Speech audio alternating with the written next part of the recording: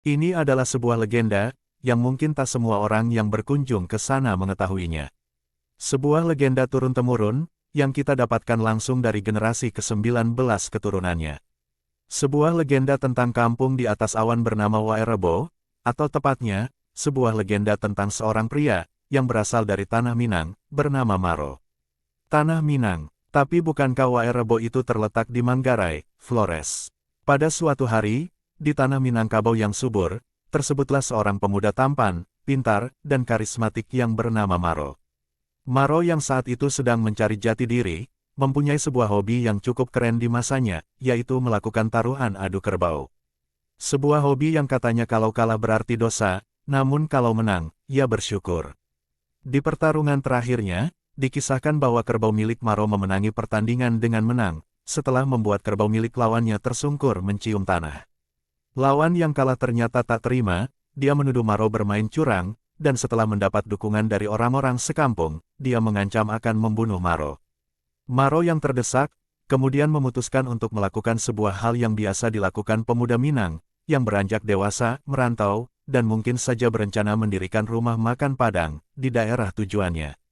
Merantau, atau kabur. Tepatnya, Maro pergi berlayar demi keselamatannya. Dalam perjalanannya ke arah timur, atau berlawanan dengan keras sakti yang bergerak ke arah barat, Maro sempat singgah di Goa, Sulawesi Selatan, sebelum berpindah lagi ke arah selatan, menuju sebuah pulau bernama Flores. Di Flores, Maro singgah di Bajo, kemudian Waraloka, sebelum memutuskan untuk berlayar ke selatan pulau karena tidak kerasan, dan berdiam ke suatu daerah bernama Nangapaang, yang lokasinya saat ini berada di dekat Dintor. Hingga pada suatu hari, Maro melihat asap dari arah gunung. Asap yang dilihat oleh Maro, ternyata asalnya dari kampung Todo. Tidak disebutkan dengan jelas pada kisah tersebut, apakah asap tersebut berasal dari rumah yang terbakar, atau hanya ibu-ibu arisan yang sedang memasak bersama. Yang jelas, asap tersebut telah membuat Maro penasaran dan mendatangi kampung tersebut, yang karena karismanya atau hanya karena keberuntungan, Maro langsung diterima dengan baik di sana. Pada hari ketiga kedatangannya di Todo, diadakan pemilihan ketua suku, dan mengejutkannya entah karena ketampanan, kepintaran, atau karismanya, Maro dipilih menjadi ketua suku. Maro yang merasa belum pantas pun menolak jabatan tersebut, sehingga akhirnya diangkatlah seorang lain yang lebih muda. Nantinya, kawan, karena kisah ini, penduduk Todo dan Wairebo akan menjadi bersaudara, dengan Todo sebagai adik dan Wairebo sebagai kakaknya. Bahkan rumah-rumah yang dihuni penduduk kedua kampung itu sangatlah mirip, sebuah rumah yang bernama Embaruniang. Lalu, mana kisah Wairebo-nya? Sabar kawan, karena kisah Maro masih sangat panjang. Tapi okelah, untuk kalian, kisah ini akan aku persingkat. Singkat cerita, Maro akhirnya hengkang dari kampung Todo, dan tiba di kampung Popo. Di Popo, Maro tinggal lumayan lama, hingga pada suatu hari, timbul perselisihan dengan kampung tetangga. Perselisihan yang mendatangkan kabar bahwa, Popo akan diserang tengah malam karena Maro menimbulkan perselisihan. Anehnya, pada saat itu, warga Popo malah melindungi Maro, yang notabene adalah seorang pendatang. Sungguh pria karismatik yang beruntung, namun perlindungan tersebut, ternyata tidak membuat kampung tetangga gentar, melainkan malah semakin marah dengan Maro. Pada suatu malam, seekor luwak datang ke kamar Maro di Popo, dan hinggap di atas rumahnya. Maro yang merasa bahwa luwak tersebut bukanlah luwak sembarang luwak, mencoba berkomunikasi dengannya. Hai luwak, kalau kau bukan luwak biasa, maka bersuaralah. Tiba-tiba si luwak mengeluarkan suaranya, yang membuat Maro berpikir bahwa jangan-jangan luwak ini datang dengan misi khusus. Mungkin misi menyelamatkan bumi dari alien, bisa jadi. Maro kemudian mencoba mengetesnya lagi. Hai luwak, kalau kau membawa kabar baik bagiku, turunlah dari sana, dan tunjukkan padaku.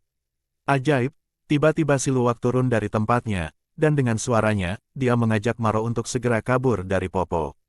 Kini Maro percaya, bahwa luwak itu hadir untuknya, dengan misi untuk mengajaknya pindah ke tempat yang lebih baik. Dan benar saja, baru beberapa langkah Maro pergi meninggalkan Popo bersama luwak, kampung tersebut habis dibakar api, oleh seteru Moro.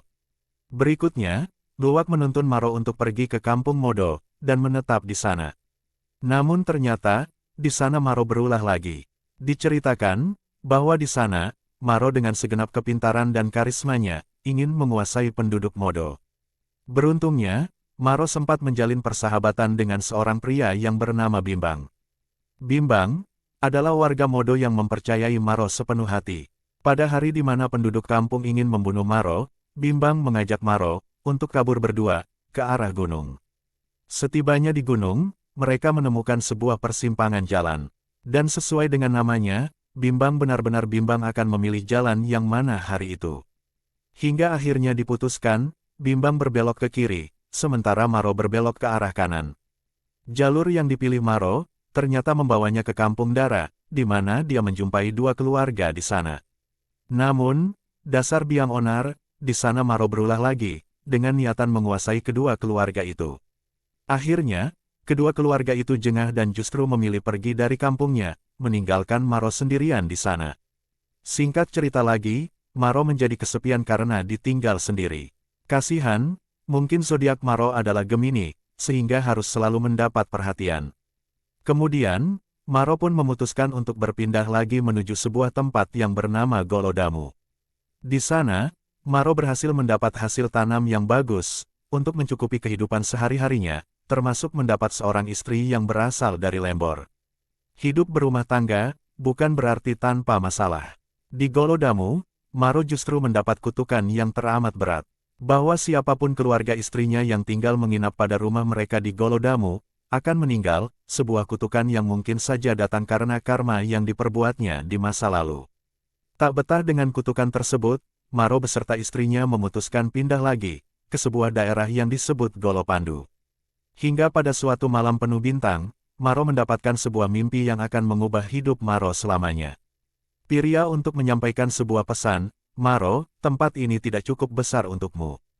Cobalah kamu pandang ke bawah, di sana masih ada tanah yang datar untuk menetap, dan suatu saat, di sana, kamu akan berkembang. Maro yang merasa kejadian tersebut sangat nyata, memutuskan untuk menerima dan mematuhi pesan-pesan yang disampaikan untuknya lewat mimpi. Kelak, kalau kamu menetap dan berkembang di bawah, kamu harus menamai tempat itu dengan Waerebo. Loh, mengapa, Tuan? Karena saya datang dari sebuah kerajaan bernama Waerebo. Maro akhirnya mempertimbangkan untuk mematuhi kata-kata pria yang ditemuinya dalam mimpinya tersebut, dan memutuskan untuk berpindah ke lembah hijau yang berada di bawahnya. Di sana, Maro beserta istrinya, bergumul dan berkembang biak dengan baik, dengan ditemani tanaman-tanaman yang tumbuh subur, ternak yang sehat, dan air yang selalu jernih. Di sebuah kampung nan cantik jelita, yang kini dikenal orang sebagai Waerebo, kampung di atas awan. Sebuah kampung penuh senyum dan keceriaan, yang mengundang decak kagum siapapun yang berkunjung. Sebuah kampung, yang menyimpan legenda tentang seorang perantau dan pejalan dari tanah Minang, bernama Maro.